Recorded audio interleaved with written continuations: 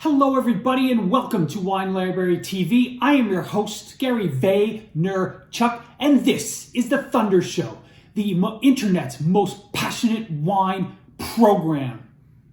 And we're talking about Cremant.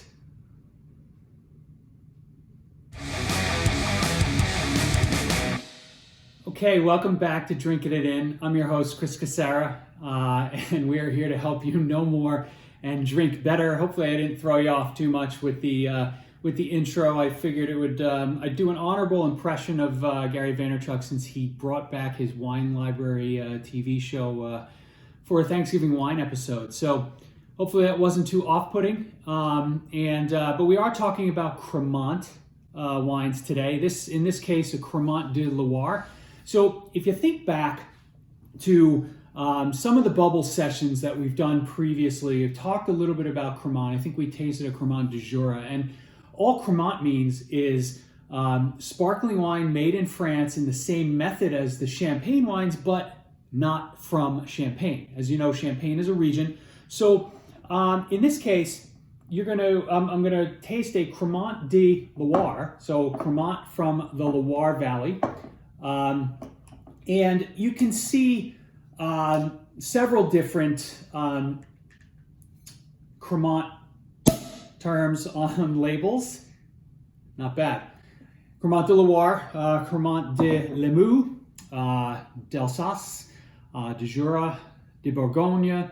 So there's a lot of gorgeous sparkling wines being made in France that are not in Champagne, but they're made in the same method. So meaning that when the wine goes through its secondary fermentation, that's happening in the bottle, which naturally increases some of the cost of the wines, right? Because it's a capital intensive exercise to go through 2 fermentations, do it in the bottle, move the bottle around, I think what happens is we all get concerned that Champagne is too expensive, and if I want a sparkling wine, I need to save it for a special occasion.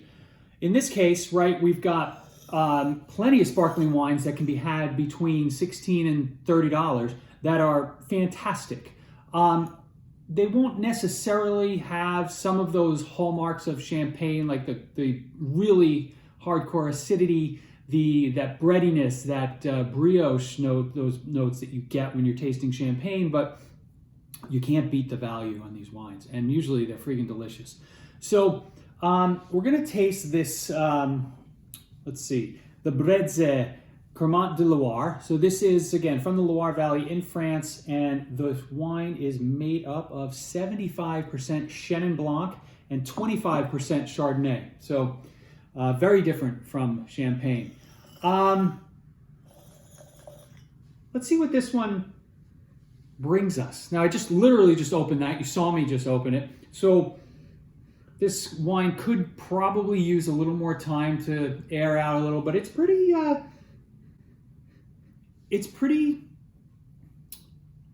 outgoing, this guy. So I'm getting some fresh lemons right off the bat. I can almost smell that minerality. So in this case, whether it's like a sort of some crushed rocks, a little bit of a wet rock too. This actually smells like it's going to be really, really good. All right, let's see what it tastes like.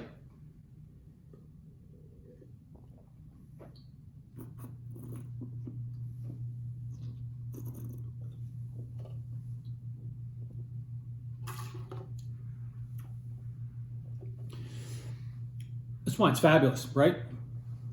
Almost like a bitter lemon, so like a lemon peel. Just really easy to drink. I almost feel like there's a little bit of an underlying peach note that's coming through at the end, which for Chenin Blanc kind of makes sense. And it's got a little apple. So there's a whole fruit salad in here with lemons, apples, some peaches, and just a really nice acidity that, I think this would make this a perfect like sushi wine. Don't get stuck in your one mode of thinking, right? If you've got to have sparkling wine, it's got to be champagne, and it's got to be a special occasion. Right? We talked about this as part of our Thanksgiving wine episode, as an alternative to some of the typical wines that get recommended for Thanksgiving. But this could also be great for any meal where you've got sushi, any meal where you've got some seafood. Could work with lobster and drum butter too. So, I think the bottom line here is explore the world of Cremants, and you'll be a happier person for it. Thanks for joining, and I will see you next time.